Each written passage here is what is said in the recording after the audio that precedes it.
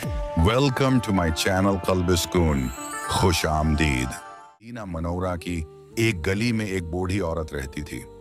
वो इस्लाम की दुश्मन थी और रसूल अल्लाह से सख्त नफरत रखती थी।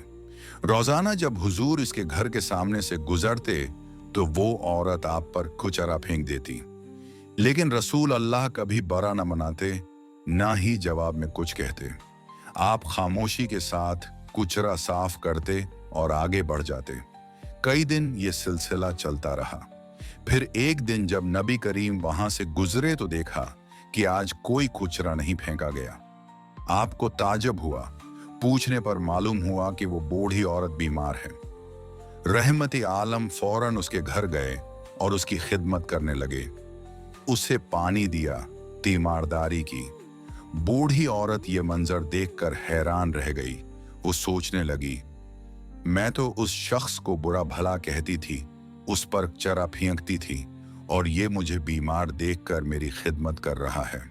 इसी वक्त उसके दिल की कदौरत दौर हो गई और उसने कलमा पढ़कर इस्लाम कबूल कर लिया। अगर आपको वीडियो अच्छी लगे तो वीडियो को लाइक करें और चैनल को सब्सक्राइब कर दें। शुक्रिया।